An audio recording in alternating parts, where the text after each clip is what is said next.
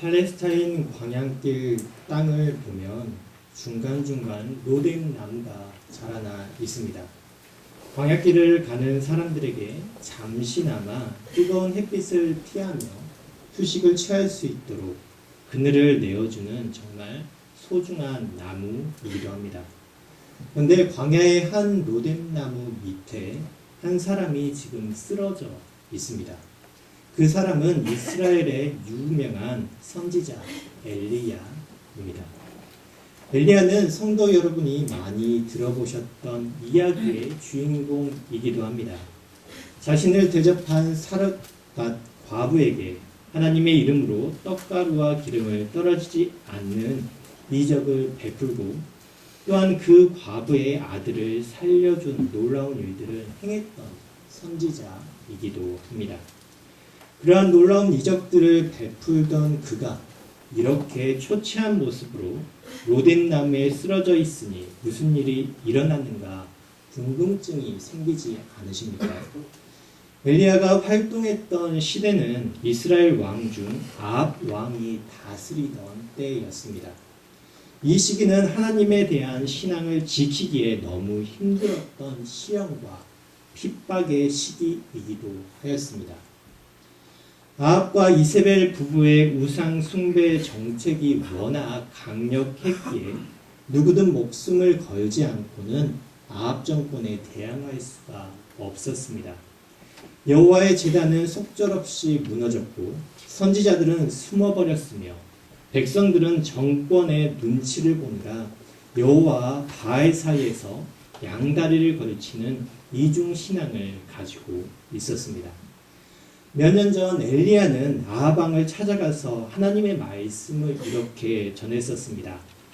내가 섬기는 이스라엘의 하나님 여호와께 살아계심을 두고 맹세하노니 내 말이 없으면 수년 동안 비도 이슬도 있지 아니하리라. 이는 우상을 섬기는 이스라엘에 하나님께서 내리는 벌이자 경고였습니다. 엘리야 예언대로 이스라엘에 비 한 줄기, 이슬 한 방울 내리지 않는 대가뭄이 발생하게 됩니다. 그리고 이러한 상황이 벌써 3년째 이어지고 있는 상황이었습니다. 성도 여러분, 농사를 짓는데 3년 동안 비가 내리지 않으면 어떻게 되겠습니까? 한참 추수해야 하는 이때에 아무런 결실 없이 땅만 바라보고 있는 끔찍한 상황이 펼쳐지지 않겠습니까? 우리가 상상하는 일이 이스라엘 온 땅에 지금 일어나고 있었습니다. 땅은 쩍쩍 갈라지고 바짝바짝 타들어갔습니다.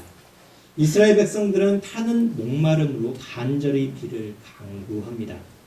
아직도 정신을 못 차린 이스라엘 백성들은 이 가뭄이 하나님께서 내린 재앙임을 깨닫지 못하고 여전히 바알과 아세라 그리고 잡다한 우상들에게 비를 내려달라고 날마다 제사를 지내고 있었습니다.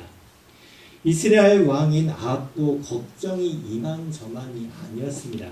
그래서 계속되는 극심한 가뭄에 왕궁에 앉아있지 못하고 혹시나 있을지 모를 물의 근원과 모든 뇌를 찾아 이스라엘 땅을 돌아다니고 있었습니다. 그러다 하나님의 명령을 듣고 자신을 찾아온 이 엘리야를 만나게 됩니다. 아합이 얼마나 화가 났을까요? 이 가뭄의 원흉과도 같은 사람인데 아합이 엘리야를 보고 이렇게 외칩니다.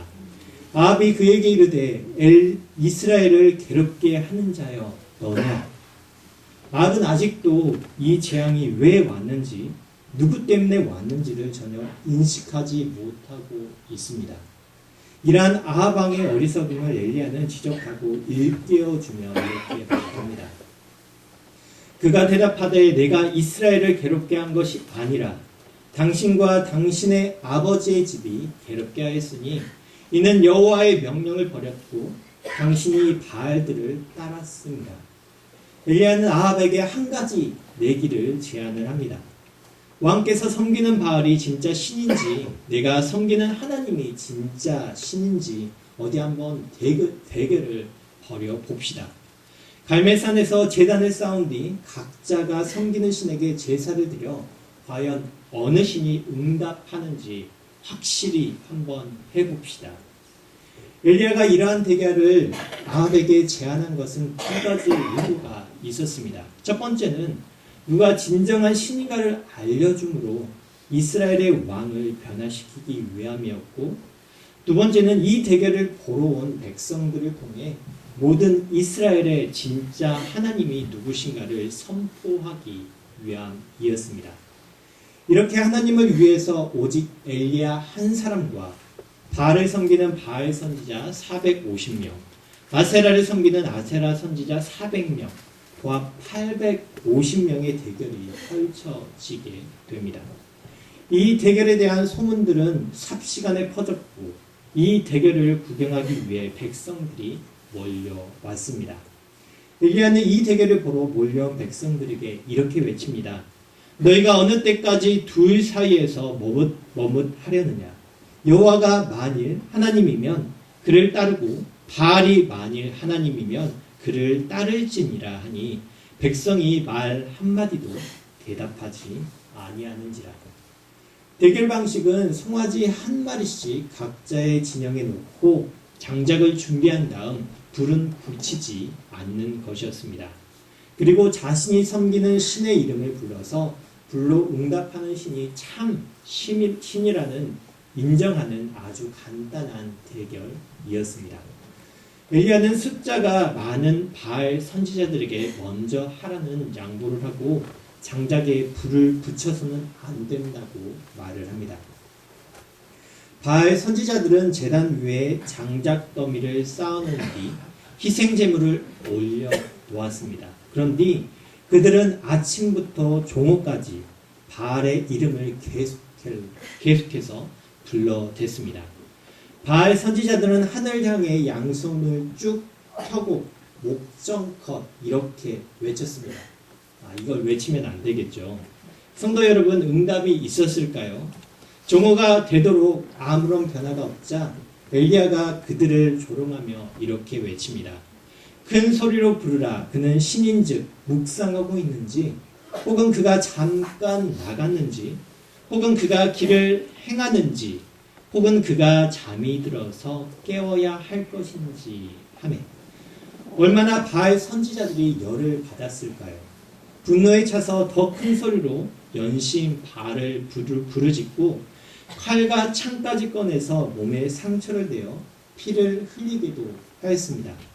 자신을 희생시키는 자유와 고행이 신을 감동시켜 응답을 이끌어낼 수 있다는 믿음을 그들은 가졌기 때문입니다. 바알 선지자들은 저녁 제사를 드리는 시각이 될 때까지 이런 식으로 광란의 춤을 계속 추었습니다. 그래도 하늘은 잠잠할 뿐이었습니다. 엘리야는 지쳐서 흐느적거리는 바알 선지자들의 동작을 멈추게 한 후 이제 엘리야가 나서기 시작을 합니다. 엘리야는 허물어진 제단을 다듬고 이스라엘 지파를 상징하는 12개의 돌을 모아 제단을 보수한 뒤에 둘레에는 큰 도랑을 파괴하였습니다.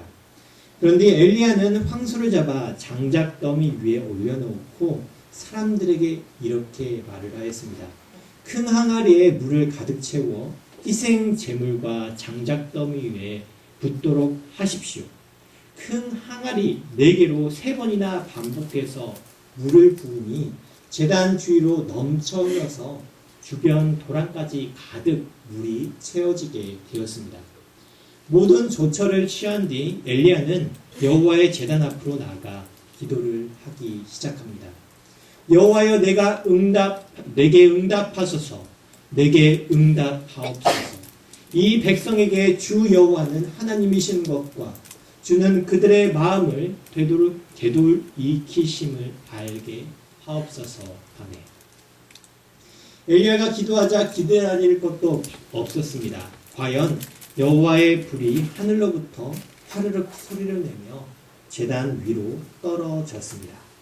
하늘에서 무섭게 떨어진 그 불길은 제단 위에 희생제물과 장작 더미는 물론이고 제단의 돌과 그 주위의 흙까지 모조리 태워버렸고 도랑의 물도 일순간에 바싹 말라 버렸습니다.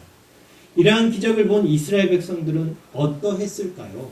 누가 진정한 하나님이십니까? 모든 백성이 보고 엎드려 말하되 여호와 그는 하나님이시로다. 여호와 그는 하나님이시로다 하니. 이러한 백성들의 고백에 엘리야는 뛸 듯이 기뻐하였습니다. 왜 그렇지 않겠습니까? 갈멜산에서 일어난 이 사건이 사람들의 입을 통해 전해지면 우상을 섬겼던 백성들이 하나님께로 돌아오는 부흥이 일어날 것임이 분명하였기 때문입니다. 게다가 이스라엘의 왕인 아합이 이 장면을 직접 목격했으니 더 이상 우상을 섬기지 않고 하나님을 섬길 수 있도록 개혁을 벌인다면 드디어 이스라엘이 하나님 앞에 온전케 되는 날이 얼마 남지 않아 보였기 때문입니다. 엘리야는 지금이 바로 개혁의 시작의 때임을 느꼈습니다. 사악한 바알과 아세라 선지자들을 처리하며 이 개혁의 시작을 알리기로 결심합니다. 여호와는 하나님이심을 고백한 백성들을 향해 엘리야는 격한 마음을 토로하며 이렇게 외칩니다. 엘리야가 그들에게 이르되 바알의 선지자를 잡되 그들 중 하나도 도망하지 못하게 하라 하매 곧 잡은지라. 엘리야가 그들을 기손 시내로 내려다가 거기서 죽이니라. 엘리야가 앞장서서 산 아래로 내려갔고 백성들이 바알 선지자들을 기손 강가로 끌고 내려가 거기서 모조리 죽였습니다. 바알 선지자들이 처형당하는 모습을 지켜보며 아합은 복잡한 심경이 됩니다. 아합은 처음부터 끝까지 현장에서 모든 상황을 지켜보았습니다. 그때 모든 일을 마친 엘리야가 왕에게 다가옵니다. 왕이시여 이제 산으로 올라가셔서 식사를 하시면서 비를 기다리십시오. 제 귀에 벌써 큰 비가 몰려오는 소리가 들립니다. 그 말에 따라 왕은 임시로 세워진 장막에 올라갔고 엘리야는 산꼭대기로 올라가서 땅 바닥에 엎드려 얼굴을 두 무릎 사이에 파묻은 채 간절히 하나님께 기도하기 시작하였습니다. 그러자 3년이 넘는 기간 동안 메말랐던 이스라엘 땅에 잠시 후에 작은 구름이 점점 커지며 큰 비가 내리기 시작하였습니다. 아합 왕은 비가 내리는 것을 보고는 병거를 타고 이스라엘로 돌아가기 시작합니다. 아합 왕은 병거를 타고 가고 있는데 비를 홀딱 맞으면서 자신의 병거보다 빨리 달리며 옆을 지나가는 어떤 미친 사람이 보였습니다. 누군가 보니 엘리야가 얼마나 기분이 좋은지 해벌쭉 웃으면서 이스라엘을 향해 신나게 달려나가고 있었습니다. 이제 이스라엘에 변한 것이라는 기대와 희망이 엘리야를 이렇게 웃게 만들었습니다. 병거보다 빠르게 달리는 하나님께서 그에게 주신 놀라운 능력을 보며 사람들이 다들 놀라워하였습니다. 왕궁에 도착한 아합은 시무룩한 모습으로 그동안 있었던 이야기들을 자신의 아내인 이세벨 왕비에게 말을 합니다. 이야기가 진행될수록 이세벨의 표정은 싸늘해졌고 표독스러워졌습니다. 그리고 부모처럼 섬기고 자식처럼 아끼던 450명의 바알 선지자들이 엘리야에 의해 기손 강가에서 전부 처형된 사실을 전해 듣고는 이세벨은 격렬한 분노와 살심이 일어났습니다. 그녀는 사람을 보내어 칭송을 받고 있는 엘리야에게 경고의 메시지를 전합니다. 이세벨이 사신을 엘리야에게 보내어 이르되 내가 내일 이맘때에는 반드시 내 생명을 저 사람들 중 한 사람의 생명과 같게 하리라. 그렇게 하지 아니하면 신들이 내게 벌 위에 벌을 내림이 마땅하니라 한지라. 이세벨은 자신의 목숨을 걸고 기필코 엘리야를 죽이겠다는 경고를 합니다. 이 소식을 들은 엘리야는 너무나 당황스러웠습니다. 자신이 생각과는 너무나도 다르게 흘러가는 현실이 너무나도 큰 충격으로 다가왔습니다. 참신 대결에서 철저하게 패배하고서도 전혀 기죽지 않고 더욱 기세등등하게 이세벨이 자신을 협박하자 엘리야는 두려움을 느꼈고 급히 이스라엘 성읍을 떠나게 됩니다. 무작정 남쪽으로 달려가다 보니 브엘셀바까지 이르러게 됩니다. 엘리야는 브엘셀바에서 하룻길을 더 걸어 계속 남쪽 광야로 내려갔습니다. 어느 곳에 이르자 로뎀나무 한 그루가 눈에 띄었습니다. 몇 날을 달렸기에 엘리야는 지칠 대로 지쳐 있었습니다. 그는 로뎀나무 아래에 털썩 주저앉아 하나님께 호소합니다. 하나님, 나의 승리로 일이 끝난 게 아니었습니까? 싸움은 언제까지 계속되어야 합니까? 너무 지치고 힘듭니다. 그러니 이쯤에서 제 목숨을 거두어 주십시오. 다 내려놓고 그냥 제가 죽고 싶습니다. 엘리야는 크게 낙담하고 좌절한 채 죽기를 자청하였습니다. 그럴 만도 하지 않았겠습니까? 갈멜산의 대결에서 크게 승리한 후 바알 우상을 모조리 사라지고 하나님을 향한 신앙이 크게 부흥되리라는 엘리야는 믿었습니다. 그러나 상황은 그의 생각처럼 흘러가지 않았습니다. 아방은 우유부단했고 이세벨 왕비는 더욱 포악해졌습니다. 이러한 상황에서 엘리야는 무얼 어떻게 해볼 엄두가 나지 않았습니다. 성정을 지닌 연약한 인간으로서 엘리야는 아무것도 이루지 못했다는 심한 자괴감에 빠집니다. 승리의 기쁨이 컸던 것만큼 그가 느끼는 지금의 좌절과 허탈감이 더욱더 크게 가슴속으로 그에게 밀려왔습니다. 거듭되는 육체적 피로와 심리적 불안이 엘리야를 우울하게 만듭니다. 그동안 너무나도 가파르게 엘리야는 달려왔습니다. 이스라엘의 3년이 넘는 가뭄으로 인해 왕가의 갈등이 벌어졌고 거짓 선지자들과 생명을 건 대결을 벌였으며 물과 비를 내려주시라는 결사적인 기도로 하나님께 나아갔습니다.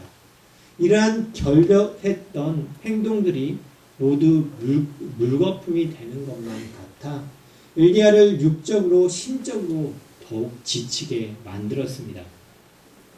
그 결과 끝내는 하나님을 바라보지 못하고 시선을 돌려 환경과 사람이 보이기 시작합니다. 엄청난 권력을 가진 왕비 이세벨이 보였고 초라한 자신의 형편이 비교가 되었습니다. 그러자 맥이 빠지고 낙담의 웅덩이로 빠지게 되었습니다. 모든 것을 포기하고 싶은 마음과 피곤이 지친 엘리야는 로뎀나무 아래에서 잠이 들게 됩니다. 이대로 엘리야의 사역과 삶은 끝나 버리는 것일까요? 지친 엘리야를 깨우는 손길이 있었습니다. 하나님께서 보내신 천사였습니다. 잠이 들었던 엘리야는 자신을 어루만지는 손길과 함께 먹으라는 음성에 놀라 잠에서 깨어나게 됩니다.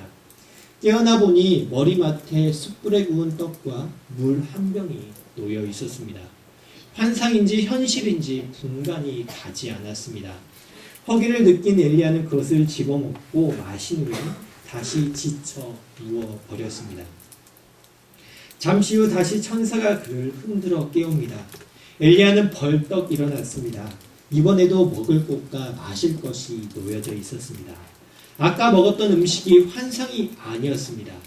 다시 떡과 물을 먹으니 어느 정도 배가 채워지고 힘이 나기 시작했습니다. 하나님께서 주신 새 힘을 얻은 엘리야는 그 자리에서 일어나 40일 밤낮으로 쉬지 않고 남쪽으로 계속해서 걸어갔고 마침내 하나님의 산 호렙산에 이르게 됩니다. 엘리야는 동굴에 찾아 거기서 머무릅니다. 여기면 아무도 나를 못 찾겠지. 이러한 생각을 하고 있던 엘리야에게 하나님의 음성이 들려왔습니다. 엘리야야, 내가 어찌하여 여기 있느냐? 자신을 찾아온 하나님께 엘리야는 푸념을 하였습니다. 엘리야의 푸념에 하나님께서는 엘리야를 동굴 밖으로 불러내시며 직접 그곳에 임재하십니다. 직접 하나님을 대면하면 죽는 것을 알기에 엘리야는 겉옷으로 얼굴을 가리고 하나님 앞으로 나아갔습니다. 그러자 하나님께서는 다시 엘리야에게 이렇게 묻습니다. 어찌하여 내가 여기 있느냐? 이 말씀에는 이곳에 너가 있을 곳이 아니다. 그리고 내가 가야 할 곳을 가라는 하나님의 그러한 뜻이 담겨져 있었습니다. 이러한 하나님의 말씀에 엘리야는 이렇게 대답을 합니다. 그가 대답하되 내가 만군의 하나님 여호와께 열심히 유별하오니 이는 이스라엘 자손이 주의 언약을 버리고 주의 제단을 헐며 칼로 주의 선지자들을 죽였음이 오며 오직 나만 남았거늘 그들이 내 생명을 찾아 빼앗으려 하나이다. 우리말 성경을 보면 좀 더 쉽게 이렇게 말을 합니다. 엘리야가 대답했습니다. 저는 만군의 하나님 여호와를 큰 열심으로 섬겼습니다. 그러나 이스라엘 자손들이 주의 언약을 버리고 주의 제단을 부수며 주의 예언자들을 칼로 죽여 이제 저만 혼자 남았습니다. 그런데 저들이 이제는 제 목숨까지 빼앗으려 합니다. 엘리야는 홀로 남겨진 것만 같은 외로움과 두려움에 사로잡혀 숨어있는 상황이었습니다. 외로움과 두려움에 사로잡힌 엘리야에게 하나님께서는 직접 찾아오셔서 그가 해야 할 사명과 함께 이러한 말씀을 해주십니다. 그러나 내가 이스라엘 가운데 7,000명을 남기리니 다 바알에게 무릎을 꿇지 아니하고 다 바알에게 입맞추지 아니한 자니라. 홀로 남은 것 같은 엘리야, 자신만 이 길, 어려운 길을 가고 있던 것 같은 마음을 가지고 있던 엘리야에게 하나님께서는 바알에게 무릎을 꿇지 아니하고 다 바알에게 입맞추지 아니한 7,000명이나 있다고 나 혼자가 아니라는 생각에 엘리야는 눈물이 나기 시작하였습니다. 나 혼자가 아니라 7,000명이다 나와 같은 길을 가고 있구나. 이제 다시 하나님께서 맡겨주신 사명을 향해 하나님께서 주신 힘을 받고 이제 엘리야는 다시 나아가기로 결심을 합니다. 광야는 척박한 땅입니다. 비가 오고 물이 풍부하면 식물이 자랄 수는 있는 곳이지만 물이 없으면 사막과 별반 다르지 않는 땅이 바로 광야라는 곳입니다. 혼자의 힘으로는 살아갈 수 없는 곳, 그곳이 광야입니다. 엘리야는 목숨의 위협 속에서 광야로 몰리게 됩니다. 며칠 전만 해도 바알과 아세라 선지자들을 물리치고 백성들의 칭송을 받았던 엘리야는 한순간에 모든 것을 잃은 채 도망자의 신세가 되고 말았었습니다. 그리고 로뎀나무 아래서 죽음의 위기에 몰리게 되었습니다. 이러한 죽음의 위기 속에서 하나님께서는 엘리야를 찾아오셨습니다. 좌절과 그 고통 속에 잠들어 있던 엘리야를 어루만져 주셨습니다. 그리고 다시 일어날 새 힘을 그에게 주셨습니다. 엘리야의 이 광야의 경험은 길을 잃을 뻔한 그에게 다시 하나님을 바라보게 하는 계기가 되었습니다. 하나님께서 주신 능력으로 승승장구할 것만 같았던 엘리야에게도 이러한 광야의 길이 있었습니다. 성도 여러분에게 광야를 걸어간 기억이 있지 않으십니까? 요즘 저는 사무엘상을 보며 이스라엘의 초대왕인 사울왕과 다윗왕의 삶을 묵상합니다. 그리고 사울왕과 다윗왕을 비교하며 무엇이 다를까 곰곰이 묵상해 보았습니다. 최고의 모습으로 시작한 사울왕의 삶은 그 끝이 가장 비참하였습니다. 왜 그랬을까요? 사울의 삶을 돌아보면 그에게는 광야를 걸었던 기억이 없습니다. 사울에게 광야 과정이 있었더라면 겸손과 절제를 배우고 물러설 줄을 알았을 것입니다. 그러나 사울은 연단과 훈련의 광야가 없었기에 교만하였고 하나님을 떠났습니다. 끝까지 비켜설 줄 모르고 교만에 젖어 본자의 욕망을 악착같이 추구했던 사울. 그는 갈수록 초라해졌고 나락에 빠졌습니다. 그래서 결국 실패하고 말았습니다. 유언조차 제대로 남기지 못하고 세 아들과 전사하였습니다. 아니, 따지고 보면 장렬한 전사가 아니라 이방인들에게 욕보이기 싫어 부활을 통해 자살을 선택한 비참한 삶이었습니다. 광야가 없이 승승장구한 인물들은 결과가 좋지 않았습니다. 다윗의 아들 솔로몬도 가장 부유한 그러한 왕권을 지니고 있었지만 노년에 타락하여 이스라엘이 분열하는 초석을 놓은 인물이기도 하였습니다. 혼자서 살아갈 수 없는 광야의 삶은 우리 자신이나 세상이 아니라 하나님을 바라보게 합니다. 그리고 이러한 하나님의 경험은 그의 삶에 녹아내려 흐트러지지 않는 견고한 믿음으로 자리 잡습니다. 내가 어렵고 힘들 때, 외로울 때, 광야 같은 삶을 살아갈 때 경험한 하나님의 그 손길은 내가 죽을 때까지 나를 붙드는 반석이 되어 잘못된 길로 가지 않도록 나를 붙들어 줍니다. 성도 여러분, 전쟁을 경험하고 그 가난한 시절을 지나오며 어려운 광야길을 헤쳐나오느라 얼마나 쓸쓸하고 힘드셨습니까? 그러나 우리가 그 광야의 길을 걸어왔기에 내가 하나님을 알았고 하나님을 떠나지 않았고 지금 이 자리에서 예배를 드리고 있지는 않으십니까? 광야의 험난한 터널을 걸어오신 성도님들 너무나도 수고하셨고 자랑스럽습니다. 지금 광야를 걸어가고 계시는 성도님들이 계시지는 않습니까? 하나님을 찾으시고 하나님께 기도해 보십시오. 엘리야에게 로뎀나무 그늘을 주시고 어루만져 주시며 먹을 것과 마실 것을 주신 하나님께서 그 마음을 어루만져 주시고 나아갈 길을 열어 주실 것입니다. 그리고 이 경험이 나중에 성도님들의 삶을 지켜줄 가장 큰 자산이 될 것입니다. 이제 앞으로 광야의 험난한 길들을 걸어가야 하는 우리 아이들, 인생의 소용돌이에서 나 혼자 떨어져 있는 것처럼 느껴질 때 옆에 먼저 한번 보십시오. 그들에게 부모님들이 계시고 축복해주고 도와줄 성도님들과 사역자들이 있으며 무엇보다도 그들의 삶과 동행하는 하나님의 사랑이 그들과 함께 할 것입니다. 우리가 나아갈 길이 항상 꽃길만 걷고 안전한 길만 걷고 싶습니다. 그러나 우리의 삶을 돌아보면 하나님께서 보여주시는 길이 가장 쉬운 길은 아니었음을 우리는 돌아보게 됩니다. 가장 편한 길도 아니었음을 우리는 돌아보게 됩니다. 우리의 길은 광야의 길이었습니다. 그러나 하나님을 떠나지 않은 가장 좋은 길이었음을 우리는 믿습니다. 그리고 앞으로 가장 좋은 길로 우리를 인도하여 주실 줄로 믿습니다.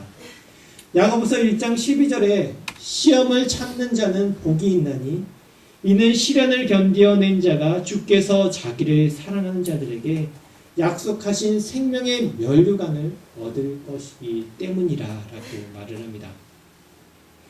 로뎀나무 아래에서 있는 우리를 지켜보시며 어루만져 주시고 새 힘을 주시는 하나님, 이 광야 같은 세상 속에서 이 광야 같은 길을 걷고 나아가고 계시는 우리 성도님들의 삶 가운데 하나님의 자녀로서 더욱더 연단받아서 이 광야를 걸어감으로 더욱더 연단받아서 천국의 소망을 누리는, 그리고 마지막에 하나님 앞에 서서 웃을 수 있는 그 광야의 길을 걸어가는 모든 성도님들의 삶이 되시기를 간절히 기도합니다.